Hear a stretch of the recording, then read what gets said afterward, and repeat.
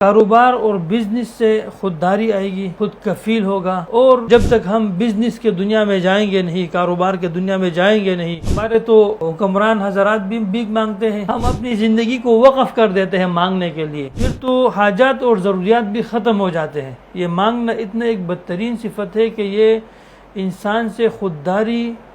اور خود کفیلی ختم کر دیتا ہے۔ السلام علیکم ورحمۃ اللہ۔ زندگی میں اپنے اولاد کو اور اپنے بچوں کو یا اپنے بھائیوں کو اگر خوددار بنانا ہے، خود کفیل بنانا ہے، تو ان کو اللہ کے دین کے ساتھ ساتھ یہ تو بنیادی علم ہے کہ اگر آپ ان کو یہ تعلیم دیں اللہ کا توحید اور محمد الرسول اللہ صلی اللہ علیہ وسلم کی اتباع، یعنی قرآن اور سنت کا علم، اس کے ساتھ دنیا میں زندگی گزارنے کے لیے، دنیا میں رہنے کے لیے، معیشی طور پر ان کو مضبوط رکھنے کے لیے آپ ان کو کاروبار بزنس کے بارے میں تعلیم دے، سکھائیں۔ کاروبار اور بزنس سے خودداری آئے گی، خود کفیل ہوگا، اور جو سوال کرنے کا جو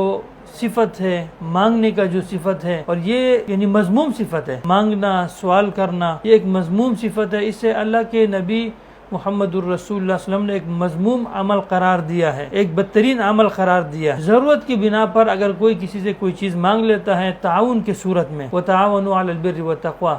تعاون کی صورت میں، لیکن مانگنا مستقل طور پر اپنے ضروریات کے لیے، اپنے حاجات کے لیے، اور پھر تو حاجات اور ضروریات بھی ختم ہو جاتے ہیں۔ یہ مانگنا اتنا ایک بدترین صفت ہے کہ یہ انسان سے خودداری اور خود کفیلی ختم کر دیتا ہے۔ اور اللہ رب العالمین معاف کرے، ہمارے ملک کے اندر تو یہ مسائل بہت زیادہ ہیں۔ ہمارے تو حکمران حضرات بھی بھیک مانگتے ہیں، حکمران حضرات بھی کبھی IMF سے، تو کبھی سعودی سے، تو کبھی ایران سے، تو کبھی چین سے، تو کبھی آگے پیچھے۔ ہم کتنے مقروض ہیں۔ اپنی سوچ کو بدلنا پڑے گا۔ جب تک ہم اپنی سوچ نہیں بدلیں گے اور اپنے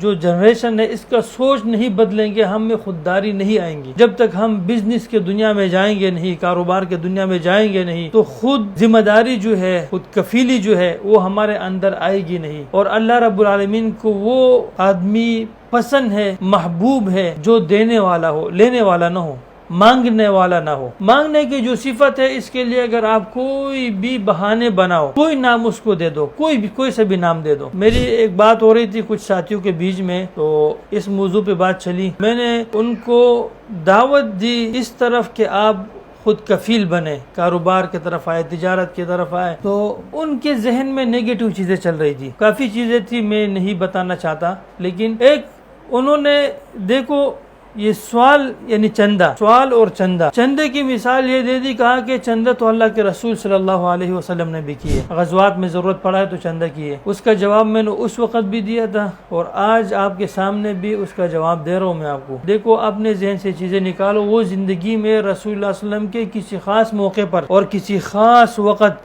خاص موقع پر رسول اللہ صلی اللہ علیہ وسلم نے اگر غزوے میں، جہاد میں مجاہدین کو، مسلمانوں کو، صحابہ کو